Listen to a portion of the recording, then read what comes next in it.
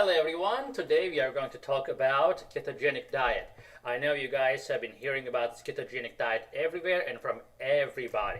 I think it's time to hear from a doctor who actually knows what he's talking about. We're not going to make blank statements. We are going to tell you who is the right person for keto diet and who is the wrong person for the keto diet and what to watch for. Again, this is Dr. Ahmed Ergin and let's get started. So you guys are watching YouTube videos and everybody talks about keto. Some people put a doctor in front of their name, not because they're a real MD, but they just want to throw out the titles to look more important. Now, guys, remember, not everything you watch is true. Those general statements, you may actually harm yourself quite significantly. Now, I have been getting some hostile comments because people think that I do not support keto. That's not true. I support keto for the right patient. Now, some people say, oh, keto has to be for everybody. Well, that's not true, and we are going to talk today why the keto is not the right diet for everyone and who is the right person for the keto diet. Now, let's briefly discuss about the definition of a ketogenic diet. It is simple. Everybody talks about this. Again, to talk about keto, you don't have to be a doctor. You can be a dietitian. You can be anything. You don't have to be. You can be a car mechanic and talk about keto diet. It's not a rocket science, but who is a good keto patient is where a doctor comes in. I do not recommend anyone to jump into keto diet and without talking to a doctor. That can have severe consequences that you don't want to have. It's like, let me give you an example about from a relationship standpoint. You may see a hot girl or a hot boy. You may say, oh my God, this is going to be the love of my life. And you just jump into it. You do everything. You spend all your money.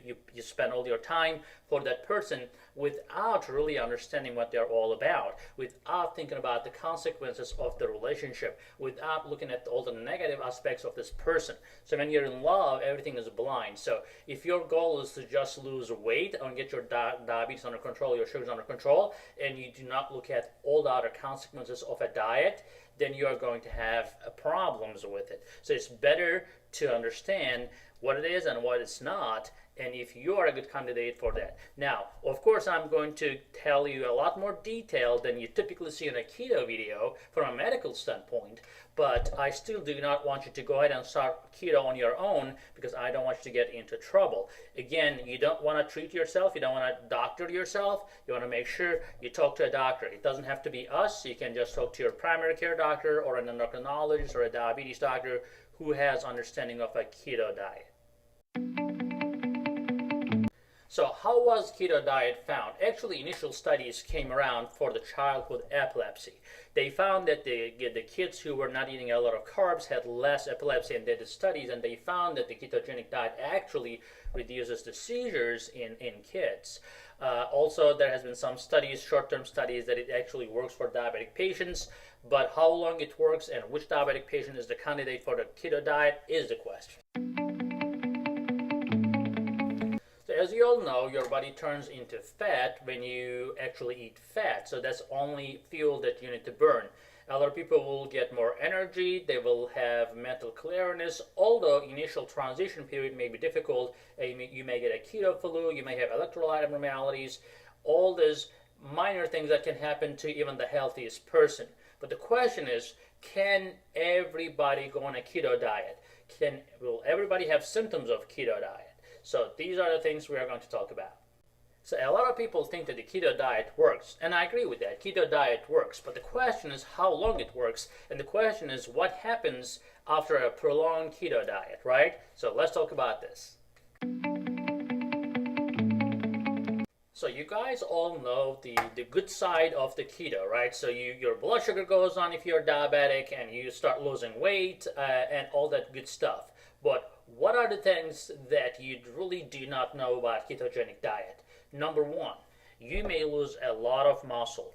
Now, what happens when you're in a keto diet, guys? Yes, you lose weight, but you feel tired because your muscles run on glucose, and primarily glycogen has to be stored in your muscle for you to be able to work out. So if you're a guy or a girl who loves going to the gym, you are going to have problems in terms of your performance at the gym. Your muscles will crave for glycogen and the glucose, and your weightlifting, your cardio will suffer through it. Now, the problem is if you trade your exercise for the diet, you're not really doing great for yourself, because once you stop exercising, your muscle mass goes down, and that's because you're going to feel tired on keto diet. So, especially if you're working out. If you're not working out, that's not a problem, but I think you should. Everybody should work out. Now, when you work out, your muscles will get weaker, and if you don't use those muscles, use it or lose it. So you're going to have less muscle mass. Now, your overall metabolism is determined by how much muscle you have. That's why guys lose weight a lot easier than the girls, because guys are more muscular. So if you have less muscle mass, it's going to be a lot easier. So let's say you go on a keto diet, you lose a bunch of weight, but you also lose a lot of muscle. So what happens if you come off of keto diet and start eating sugar, then you are going to gain a lot of fat, but you're not going to gain a lot of muscle unless you start working out like crazy. The problem is, once you fall off the wagon and you do not exercise for a while, it is very hard to get back into it. So as a result, I would suggest be very careful about not losing your muscle. And if that's the case, I would suggest eating some carbs right before or after the exercise, at least to keep the exercise going. I would call this a modified diet, and that works for me. I try to be on a low-carb diet, not necessarily keto diet, because when I'm on a keto diet, I just don't feel like working out hard, and I like working out hard. Another major problem with people who go on a keto diet, and sometimes go on a dirty keto diet, right? They do not understand the whole concept of medicine. So when we treat diabetes, we are not just trying to bring your blood sugars down. That is just maybe 1 in 10 goal. But when you don't know about everything, your goal is about, okay, I need to bring my blood sugar down. But that's not everything. When you have diabetes, that is end of the story. It's like you're already insulin resistant, you already have underlying possible cardiovascular disease. Your blood sugar goes up at the end of the story. So it's like, after the storm comes over, you're trying to fix things. But the thing is, you really need to pay attention to everything else that goes around diabetes. What are they? Cardiovascular disease, heart attacks, and strokes. So if you're controlling your blood sugars without reducing your risk of heart attack and stroke, then you're probably going to die young with a wonderful blood sugar. That's not what we want, right? So you want to bring the blood sugar down along with the risk of cardiovascular disease. Statistically speaking, again, that's numbers. Numbers talk, then numbers are generally right. Two-thirds of diabetics die from heart attack and stroke before they go blind, before they become dialysis dependent, or before they lose their feet and stuff like that. So your primary goal when you have diabetes is to avoid heart attacks and strokes before you worry about dialysis. So if you go on a keto diet, right, and then you start eating bacon or red meat, all this animal fat, you are going to have a major problem with your cholesterol. Now, not only that, on keto diet, you're not able to exercise well because your muscle mass goes down, your muscle needs glycogen and glucose, so you end up ignoring the exercise part just because you're enjoying the weight loss and all this good stuff, your blood sugar is down, you're enjoying this. But what you don't see, your LDL starts climbing up because of the animal fat you're eating. Your HDL, which is the good cholesterol, goes down because you stop exercising. HDL only goes up when you do cardio, and enough cardio. It's not just walking the dog and going to the park and having a mile or two. The HDL will go up, and that is a very important protective factor from heart attacks, is that you have to keep exercising. Now, exercising for an hour cardio, for example, is not just going to be easy when you're on a keto diet. So when you're on a keto diet, make sure your doctor monitors your cholesterol and make sure your LDL stays below 100 and your HDL stays above 50, possibly better if it is above 60. So if you're not paying attention to your LDL, HDL, and even triglycerides, then you're going to have major heart problems or stroke, and that's not what we want, guys.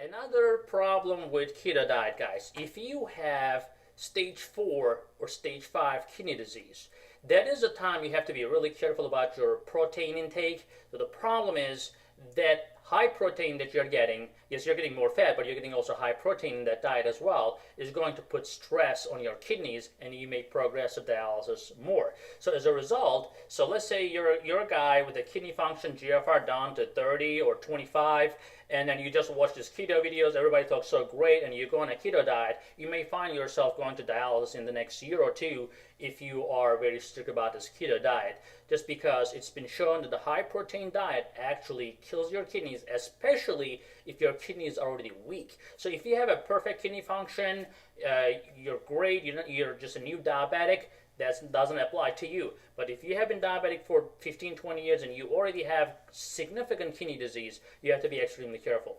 Another thing that happens with the keto diet, it makes you dehydrated. So unless you chunk a gallon or more water every day, along with the electrolytes, you are going to be prone to kidney stones. So if you have a family history of kidney stones, or if you already had a kidney stone, I would approach this very, very carefully, because if you have a kidney stone once, you're going to hate your life. It is worse than childbirth. Every woman says that if they have a kidney stone versus a child delivery, it is horrible, and it can last days, it can come back, on and on and on, so you have to be extremely careful. Now, if you see a doctor, and if you are potentially somewhat high risk for kidney stones, you may go on a potassium citrate, which can actually alkalinize your urine and reduces the risk of developing kidney stones. This actually has been studied in kids with epilepsy.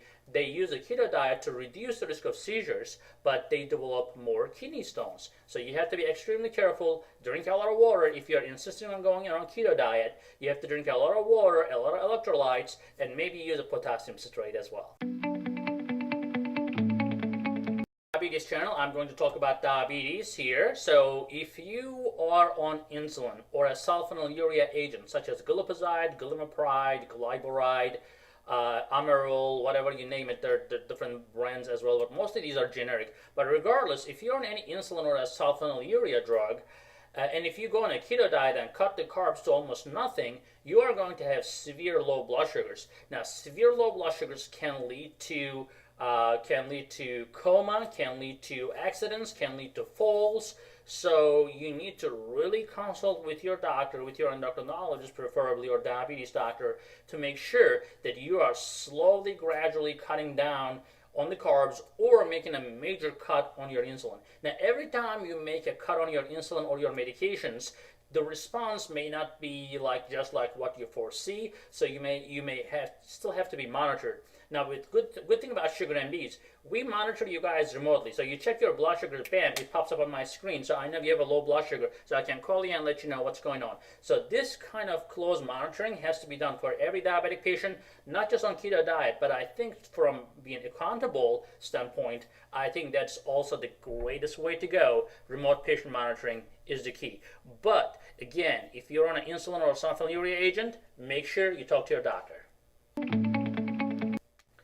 Another problem from a metabolism standpoint. Now, it looks very glorious, you lose a bunch of weight on keto diet, right? But the problem is it is so hard to maintain, so you end up losing fat and the muscle, as we discussed, and then suddenly there's a party, suddenly there's some social events, suddenly there's a family gathering, Christmas kicks in, Easter, Ramadan, whatever you're celebrating, and suddenly all these carbohydrates available and everybody's eating, you're like, I cannot eat this, I cannot eat that. They're going to look like you're a little weird guy. So, or they may just actually say, oh, you're such a great willpower and so forth. But regardless of the case, you're going to miss the enjoyment, and that can happen occasionally. Now, once you get back into that sneaky carb situation, your body will taste it again, and you're going to have cravings again. And the thing is, if you lose your willpower and if you get back into carbs, you are going to accumulate so much fat back into your body, and that fat will go around your organs. Now, sometimes we call insulin-resistant patients skinny fats. So some people are actually very skinny, especially smokers, for example. They look skinny from a distance, but if when they do autopsy studies on these patients, for example, for one or the other reason, they see that there's a lot of fat around the liver, around the other organs, around the intestines. Body accumulates the fat around your organs, not under your skin, and that is the biggest problem for insulin resistance. So you don't have to look fat from a distance, but you can still be fat inside, and that is a huge problem for insulin resistance. So guys, if you're losing weight and you don't think you're going to stick with keto, you're going to go back to carbs, don't even start the keto diet, because you're going to lose muscle, and then later you're going to gain all the fat around your organs, which is going to be worse. Now, the biggest problem is the keto diet can lead to dehydration. Now, another patient group with diabetes who should not be on keto diet, if you're on SGLT2 inhibitors, what are they? Jardiance, Farxiga, Invokana, and Steglatro. These are the 4 SGLT2 inhibitors in the market. If you're on one of these agents, first of all, these agents can make you prone to diabetic ketoacidosis, and if you put yourself into ketosis, then you're looking for trouble. Another problem is that these agents, they actually work good in a way because they make you urinate blood sugar, and you're losing 300 calories on average a day by just using these agents. But then they also make you dehydrated because every time you urinate glucose, it attracts the water with it. So if you're using this Jardiance, Farxiga, Steglatro, or Invokana, you have to stay hydrated. Now, if you're going on a keto diet, that's going to make you dehydrated. Why? Because the carbohydrates actually hold the water. Just like when you urinate carbohydrates or sugar in your urine and you lose water with it, anytime you cut down on the carbohydrates, your body will lose water. So as a result, initial weight loss that you see, oh my gosh, this is working so great, is actually water. You're not really losing weight in the first couple of weeks. In the first 2 weeks, you mostly lose water. And the problem is, if you do not replace it, you're going to get dehydrated. Again, that increases the risk of kidney stones, that increases the risk of kidney failure. So let's think about this. If you have underlying chronic kidney disease and you become dehydrated, what happens? You will go into acute on top of chronic kidney disease, and you're going to lose more kidney function. So you definitely don't want to do that. If you have a chronic kidney disease especially, or if you have other medications or other risk factors that can make you dehydrated, you have to really make sure that you are under care of a doctor who cares about you, who will monitor you closely, and will prevent any problem. And if there is any problem, they have to intervene and make sure you do not go into severe dehydration status. So what else happens with dehydration? So you're not only losing water with keto diet, but you're also losing sodium and potassium. Now, potassium is very, very important for your blood pressure. So if you're not having enough potassium, you have to make sure that you are supplementing potassium. It could be potassium pills, it could be electrolyte drinks. You have to make sure that you're getting your potassium back in, otherwise your blood pressure may spike. Now, another problem is that you're losing sodium as well. Now, when you lose sodium, that's one of the reasons that you feel like keto flu.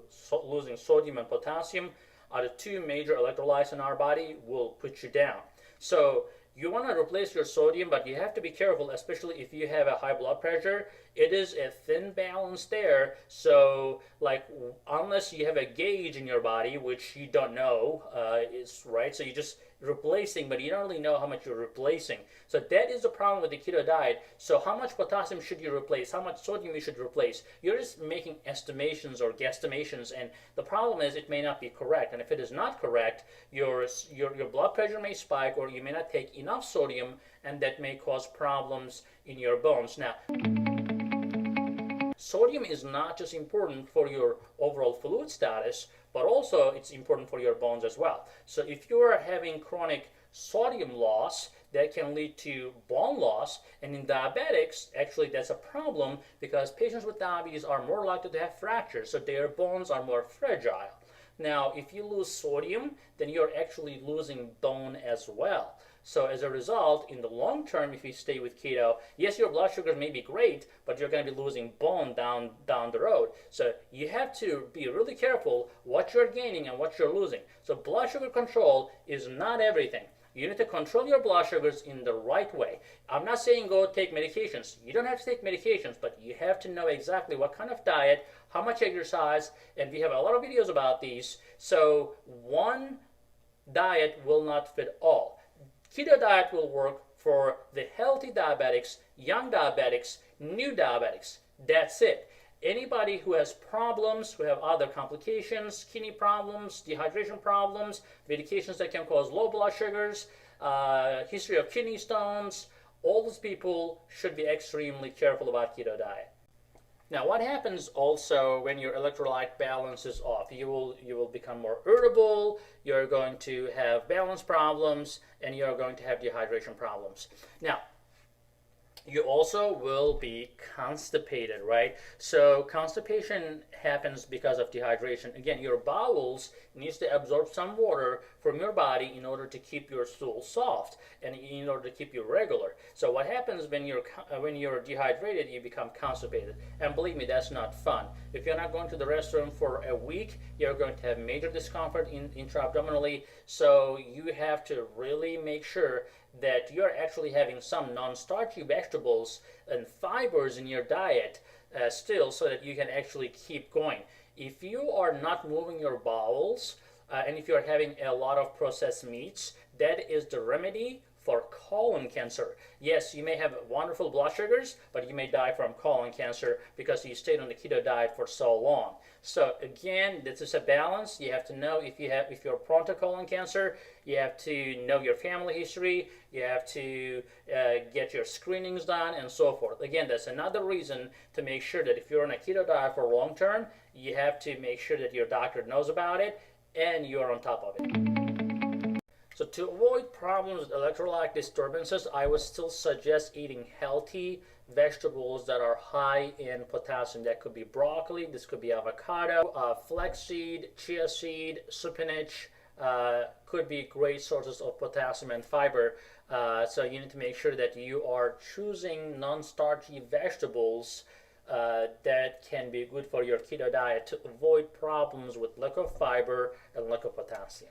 I'm Dr. Ahmed Ergin. I am the founder of SugarMDs.com. We primarily focus on diabetes and diet.